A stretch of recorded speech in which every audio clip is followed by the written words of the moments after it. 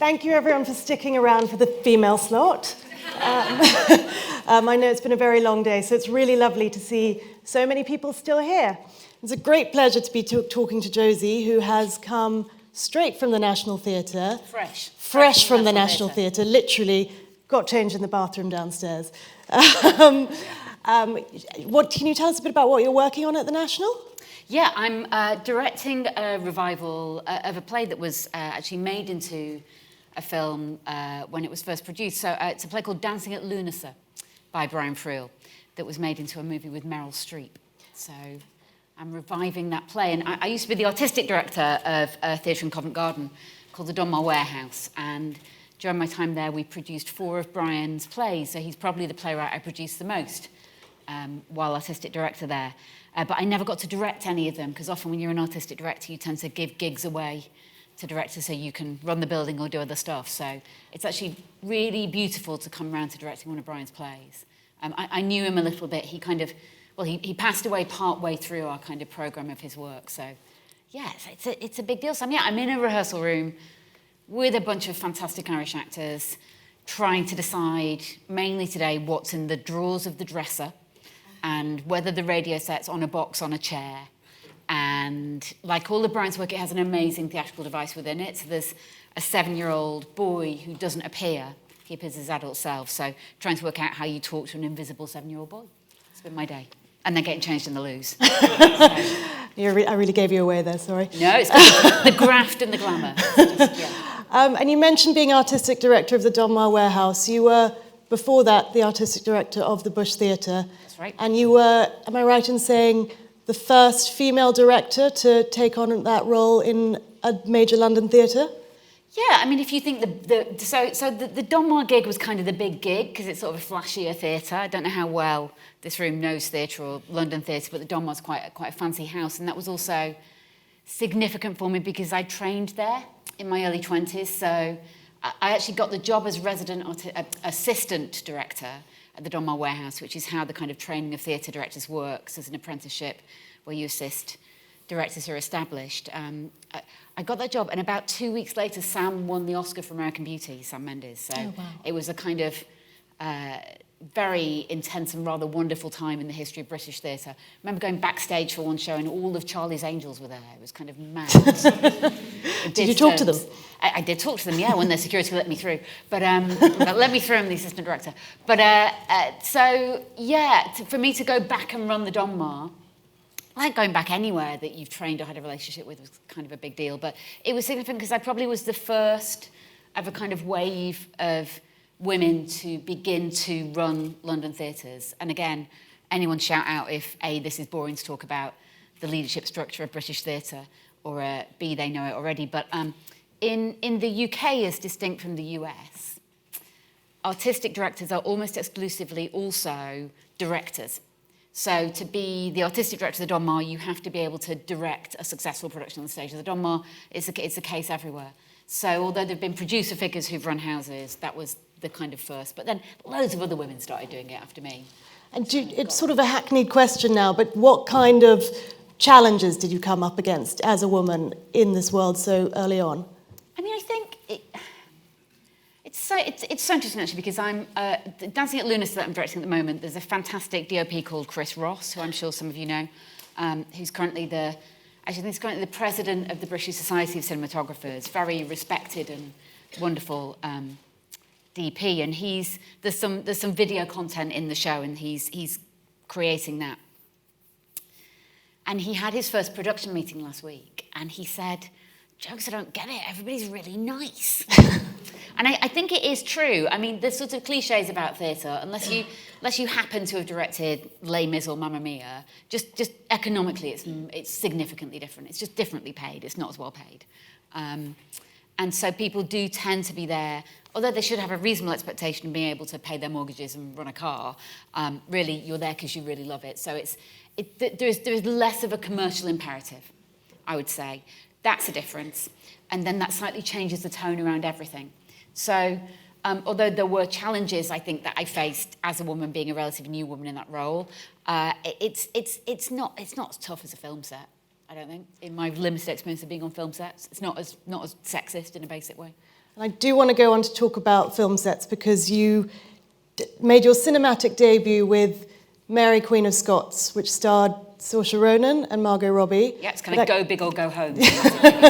But before we talk about Margot Robbie, I do want to talk about As You Like It, which you directed at the Soho Place Theatre just before Christmas. I did. I came to see it. It was one of the most original and engaging stagings of Shakespeare that I've ever seen. Oh, wow, thank you. And there was some big news about it yesterday, some, I think, record-breaking news. So would you like to tell us a bit about it? I think it is. I don't totally know, but... it sounds like it is.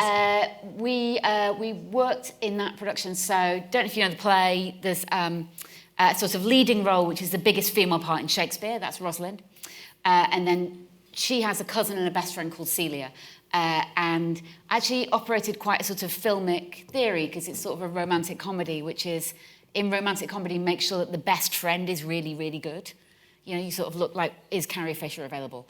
It tends to be that question around romantic comedy and best mates, I think. So we cast an actor called Rose Ayling-Ellis as Celia, who is probably best known for winning Strictly last year. She's a deaf actor. And had this amazing process working with...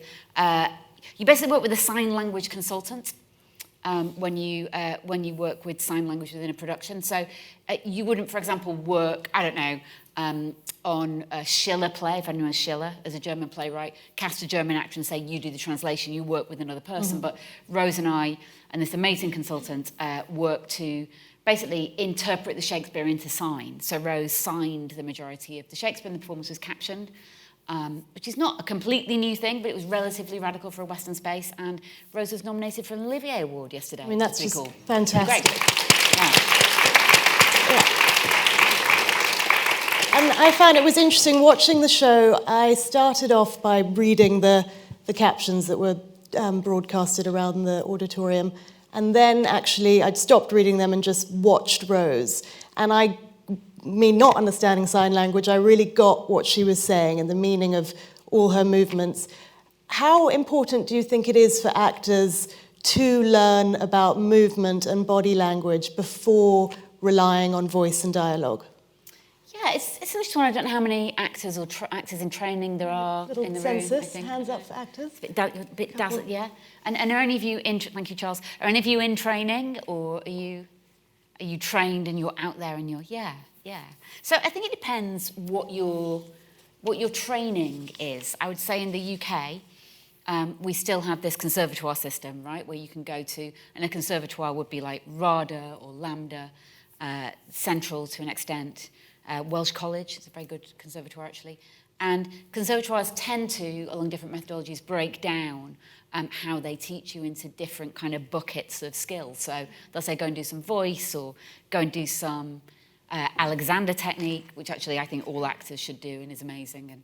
And you know, Can you explain a bit about what Alexander technique is? Well, Alexander technique is it's about an alignment technique and a breath technique, really. So it's very good at connecting into voice and about making sure that you're centering and holding yourself. And often with acting, what's very helpful is being able to find a way when, particularly on stage, I mean, when the camera turns over as well, you hear the action, your adrenaline goes up, how you kind of manage yourself into a neutral space so that you can play.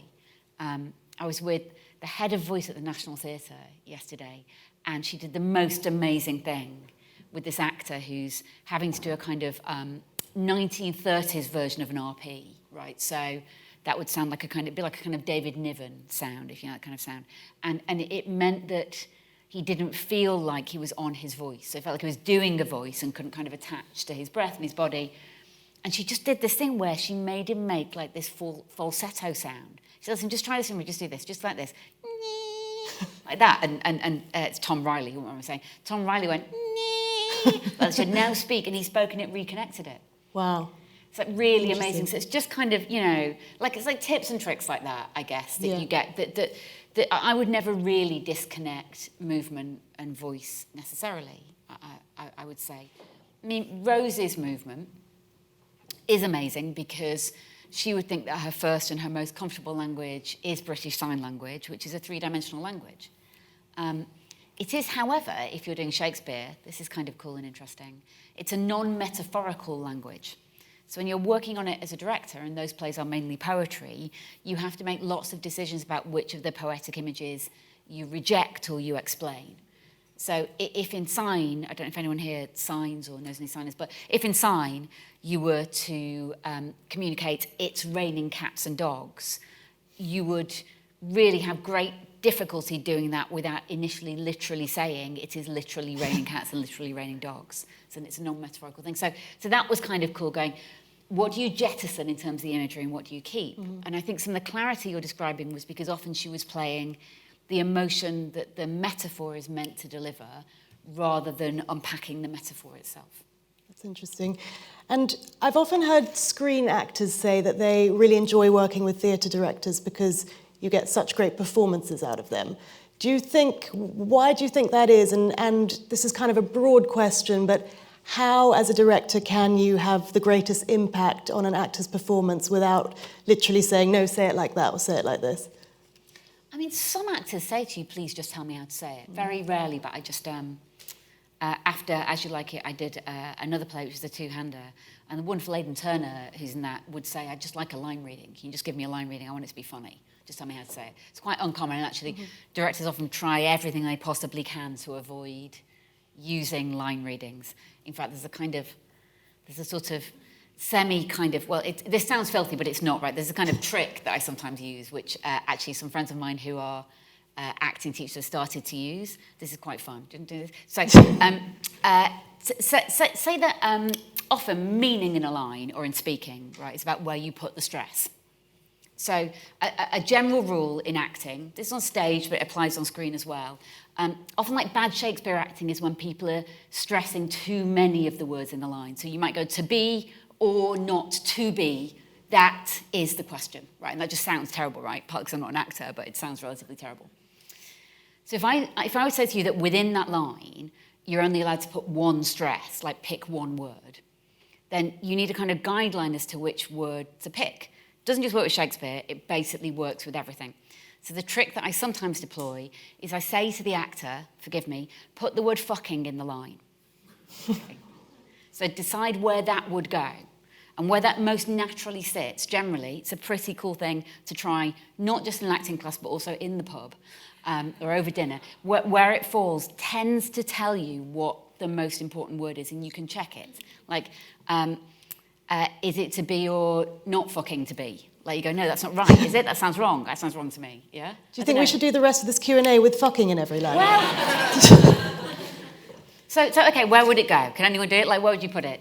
To be, come on, someone do it for me. To be or not to be, that is the fucking question. Okay, that's great. So you need to then just allow question to operate. Does that feel right, though? To be or not to be, that's a fucking question. Yeah, try it without. To be or not to be, that is the question. Now you hit is. Yes. You went, that fucking is the question. That's what, can you hear? So try it again, but put it by question.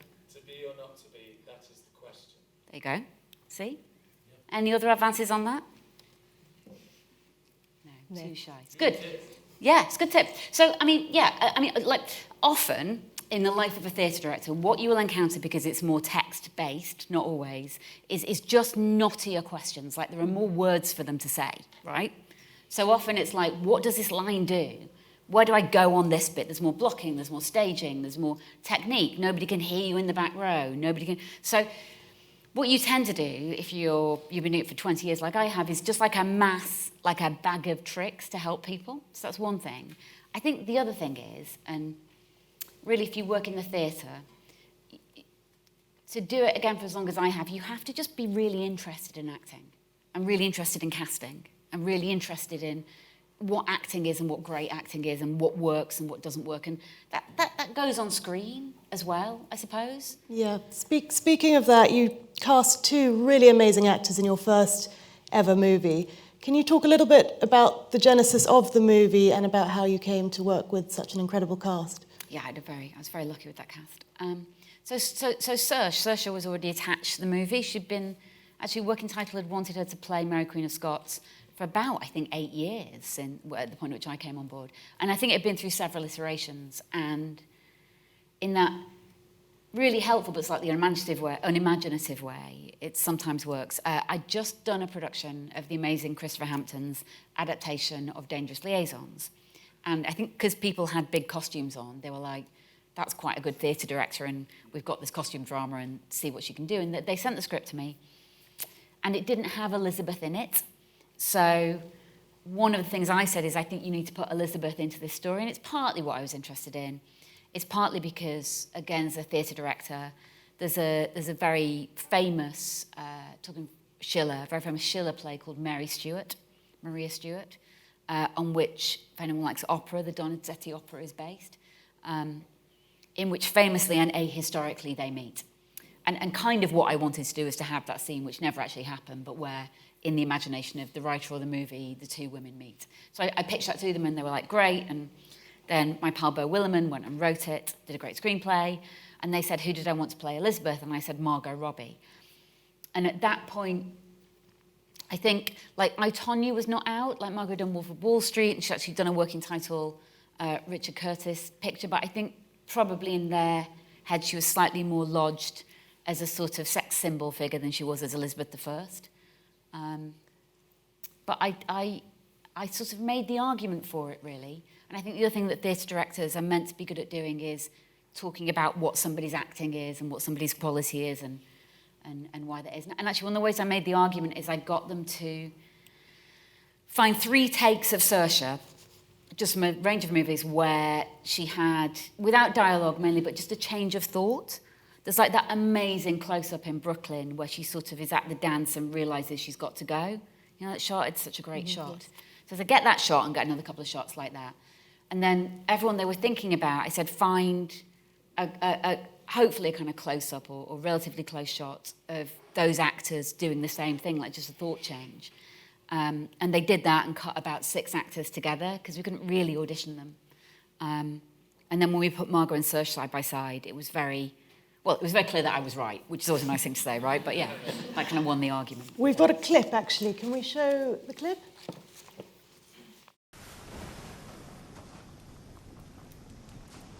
May I see you, sister?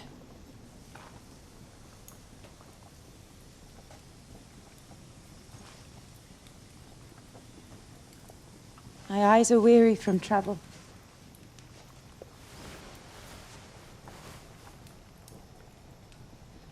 I should have stayed true to your love. I should have followed your example and never married. Then you would have no son. Whose mother is without a crown, whose own throne is usurped by his uncle. You must have faith. Your brother will keep his word. I have no faith in him. I have only faith in you. You would let them show the world that a queen can so easily be forsworn.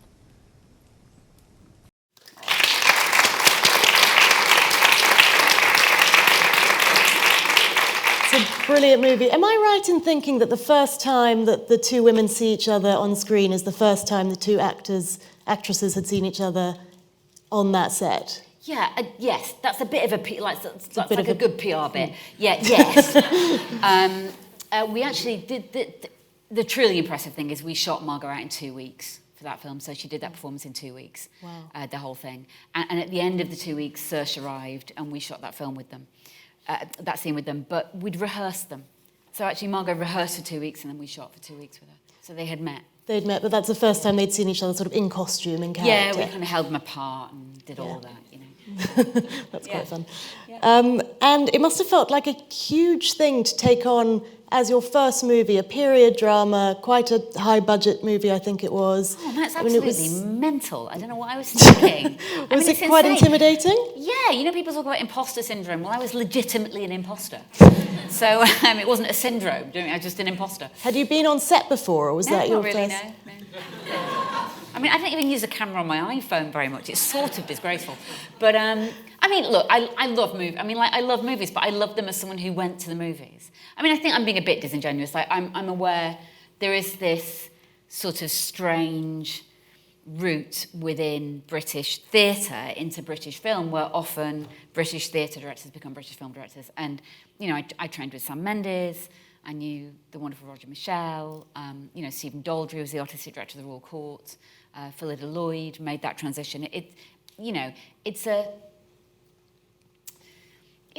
space, the theatre, that makes you very confident with teams of people and writers and acting and actually the stuff that often generates confusion, which is the relationships. You know, and although it was an extremely big film, I had been an artistic director for quite a long time, and that is a very strange responsibility. You're responsible for the turnover of a building. You're responsible for, you know, making sure a large staff of people are happy. You've got a big network of donors if it's a Donmar. You're doing an annual programme. You're sort of going, you know, if the Donmar just lost its Arts Council funding, actually, at the same time as ENO in that last round. So, you know, my success at the moment is dealing with that. Like, you know, a lot of shit comes at you. It's just kind of different shaped shit from making a film. Was there anything really surprising you found about the process of making a film or being on set or movie people? Were they not what you expected? I think it was very white and it was very male. I mean, it just was. I mean, I think it's changed to an extent since I made that film, but, you know, it's such a lot of people. And I remember, I mean, it's not uncontroversial, that film, because two things are true about it. One of which is that it's not an entirely white cast in a period drama. And, you know, a bit like that scene, which didn't really happen, Gemma Chan and Adrian Lester play characters who historically were white. So to use a term which can be uncomfortable, it's colourblind casting. You know, I can talk about the thoughts behind that a bit. You know, and it was not uncontroversial in the sense that I'm still lightly trolled on the internet for it. You know, people. Really? Yeah, people around the time, just after it came out, people published a picture of, hilariously, it was meant to be a picture of me. It was about the script supervisor going, "Here she is," kind of, let's go and get her. Like, it does activate the far right. In a kind of in a fascinating way. And if you, I'm not suggesting anyone do this, but if you go down the YouTube comments on the trailer, it's just pretty racist stuff, and people get very, very upset about the space of period drama being, you know, it's meant to be an all-white space, as it was. And bear in mind, it's like before Bridgerton or before, you know, any of that stuff. But the thing I was very, very aware of is watching Adrian Lester, who's an extremely experienced screen actor, walk onto a set at Pinewood with 200 people on it, and he's the only black person in the room. Like, that is really weird. That was, and you go, and actually also thinking through Adrian's career, because Adrian's in his late 40s, I think maybe early 50s, late 40s at that point, thinking, God, Adrian, that must have been, in this country at least, representative of a massive chunk of your career, this experience of walking into this room where literally nobody looks like you. That was all. That was the thing. Not that we're amazing in theatre at that, but I think we're probably a bit ahead. A bit. Do you think that equal representation is as important behind the scenes, behind the camera, as it is on screen? I think it's about representation so that people can do their best work, so that they feel like they are walking into a space where they are recognised and they are not alone. But in the end, it's about power. You know, in the end, it's about who's got the big jobs and the big calls for things. And do you see that? You've been in the industry over 20 years. Have you seen changes in that space? Big changes, significant changes? Yeah, I think so. I think, you know, the numbers are still pretty horrible, but, you know, Lynette Linton's running the Bush Theatre, my old theatre, Kwame's at the Young Vic, you know, Nadia's at Stratford East. Like, in terms of leadership roles, I think it is getting a bit better. And I think there is a continual thinking about it, you know. Which is a good start. Yeah. Yeah. I want to talk a bit about casting. So obviously you work with casting directors, but first of all, do you find it difficult now in this kind of post-COVID digital world we're in that you don't always get to sit in the room with these actors and find out if you gel? And how do you spot a talent and figure out if they are the right person for that specific role? So I don't really like tapes. Like, I don't, just because I think the thing about, I'm sure like loads of you know this, right? So sorry if I'm telling you stuff you know, but the thing about being a theatre director is the sheer volume of actors with whom you work is much greater than a film director because we just do more stuff. So by the time I get to April, between April and November, I will have directed 3 plays with roughly, I don't know, 40 actors in them, 50 if you count the understudies. So just like in terms of like a volume of actors you meet and get to work with, there's more familiarity with that, and you get much more time to rehearse with them, so you're just in a space with actors for longer. So taping is a bit antithetical. You know, it's starting to come into theatre a little bit, and it was a practical thing within COVID. I'm fortunate because not always, but in terms of roles that would be older roles, largely, like I sort of know a bit who people are. Like I've just worked with a lot of people, and even if I've not worked with them directly, I've seen their work. The thing I always say, and this can be, theatre directors are not perfect, right? One of the things about theatre directors is they can be sort of snobs about telly. Well, who can't, right? But the amazing thing about telly and the amazing thing about the sort of streamer world and the accessibility of things is that you don't just have to watch someone's tape if they're an established actor. You can watch them do a ton of stuff. Like, I thought Margot Robbie should play Elizabeth I after seeing her in Wolf of Wall Street. Mm-hmm. So that's, okay, it's a bit of a mental leap, but, you know, I could watch Margot in that, I could watch her other films, I could watch her being interviewed by Jimmy Kimmel. Like, it's all there. You know, there's more homework that I think directors can do than simply going, is someone's tape right or not? And I would always try and get somebody in the room, I think. We were, interestingly, Josie and I were casting for a movie we're doing together, and I remember in the room we had completely different thoughts about who was maybe better for that role than we did when we watched the tapes back of what we'd done in that room. Is that just that the camera likes some people more than it likes others? Yeah, or it's deeply unfair. I mean, yeah, it's just what it is, isn't it? I mean, I don't think I look like a currant bun, but I do when you take my picture. That just is what it's sort of... That's how it works, because it's also an aesthetic space. And some of that energy and some of that thing that is ineffable, that is so romantic about cinema, exists like this kind of strange mist that comes to lie on the image in film. It's the same in theatre. Like, some people will walk on stage and just go pow, and you won't have seen it in the rehearsal room necessarily, you know. And some of that's energetic, some of that's about movement, about confidence, about experience, but some people just occurs. And do we have any writers in the room? Any screenwriters? A few. Can you talk a little bit about working with writers? I've been lucky enough to work with you, but imagining I haven't. I mean, you feel lucky enough, that's the question.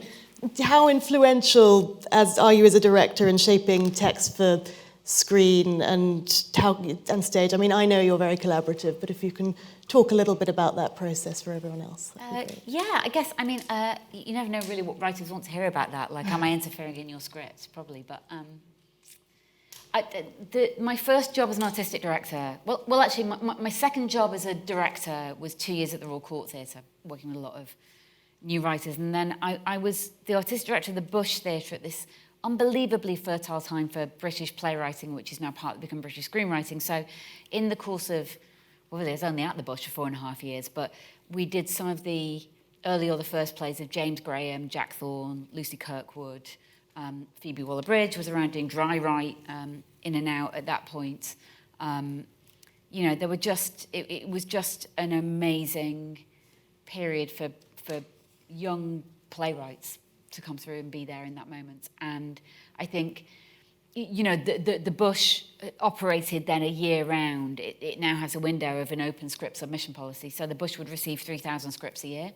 So I'd also be running a kind of readers program and then finding scripts with that and also commissioning and developing. So a big part of my life as an artistic director has been as a commissioner and a developer of plays, terrifyingly in the theatre. And you can blame the Germans for that. We sometimes call it dramaturgy,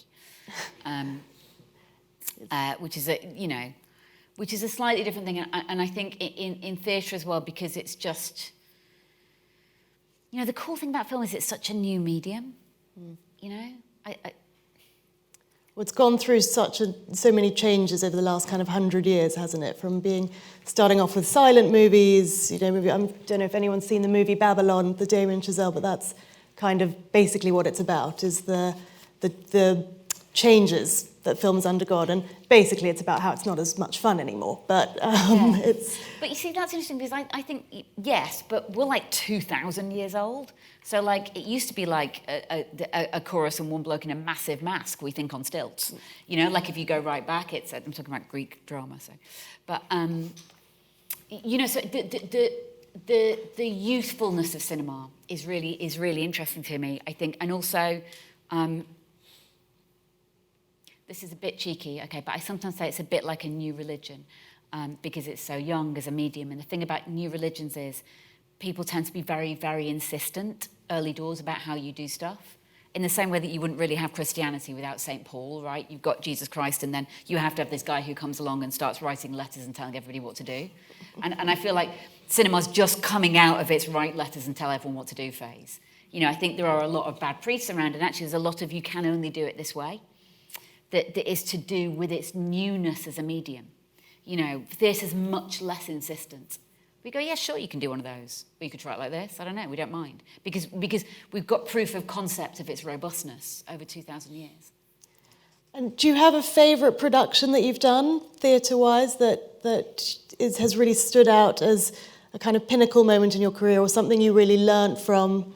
Is there anything that springs to mind? I mean, the catastrophic mistakes always spring to mind first, but I think I've got this sort of, there's this show that I kind of pine for, actually partly because it's about cinema. It's this amazing jazz musical called City of Angels that has a score by Cy Coleman, who was one of the great jazz composers. So he would write, like he wrote Fly Me to the Moon, if you know that, and he wrote Sweet Charity, so that means he wrote Big Spender and Rhythm of Life and those songs. And he wrote a musical with a mainly screenwriter called Larry Gelbart, who is one of the names on Tootsie, but also wrote most of MASH, the TV show. People are too young for this. It's a great movie, right? It's a TV show because the set was left lying around. Anyway, I was 2 days from opening this huge musical about a film noir screenwriter, and you saw it sort of in black and white and in colour. So you kind of golden age of Hollywood, and you saw the film noir being constructed before COVID hit. Oh, yes. So we killed it, didn't it? Yeah. And so I have this kind of sort of yearning for that show because it's a very, very happy show. Yeah. And it was a great cast, and it was very beautiful. Do you think it'll come? Do you think you'll be able to revive that at some point? I don't know. It's partly financial issue because I think it was at its sort of most vulnerable point. They just capitalised it. They were just waiting for audience to come in. They'd done their ad spend on it. So who knows? It's expensive. This is expensive. Not like film, but at that scale. So it's a big risk. Yeah, the film's sort of one of those things that you say, oh, it's a really cheap film, it's 2 million, and that sounds like a huge number to some people, but then when you're in the industry, that's actually a tiny number. It's like it all becomes monopoly money or something. Yeah. But and on that, can you actually talk a little bit about what you found, the difference between financing theatre, because I know you've done a lot of fundraising from theatre, and getting a movie finance, which I know you've had some experience, not directly, but experience in the kind of trauma involved in getting a movie financed sometimes. Yeah, I mean, I've been trying to make a movie for the past 3 years that's kind of been up 3 times and therefore down 3 times. But you see, my experience is quite weird because my experience is almost entirely pitching to American studios. And that's that kind of weird thing where I went in at this sort of slightly strange level that was via working title to have this first look deal with Universal. So, I'd never really been to Los Angeles and found myself sat around a board table where I actually found myself sat in the first instance was in Donna Langley's office at Universal, I don't know how I not realised that Universal's offices would be on the same lot as the Universal Studios tour. I don't know why I thought the Universal Studios tour wasn't at Universal Studios, but you can see a giant minion in a bit of the Jurassic Park ride from Donald Langley's office. So I'm trying to talk quite seriously to her about Mary Queen of Scots, and I can just see this minion on the horizon. So, I was very naive about that. But, I mean, I think, it's sort of hard to know. Theatre fundraising, when you use fundraising, is a bit softer because you're often looking to individuals. And I think the thing sometimes people like to say is that, for example, you would as an artistic director need to make conservative choices because you're asking individuals for money to fund productions. I'd say the opposite is often the case because individuals are eccentric. you know, it's corporations and studios that are a bit more rigid. You can pretty much talk anybody into giving you some money to do any mad play if you can be convincing enough. I think it's not quite the same with movies. Just one more question, then we'll open up to the audience. What do you think is missing from the theatre, the London theatre at the moment? A play by you. Oh, well. Thank you. I'll put your cheque in the post. No. We can end that. If you want to stop saying how marvellous you are, I will say how fucking marvellous you are. Yes.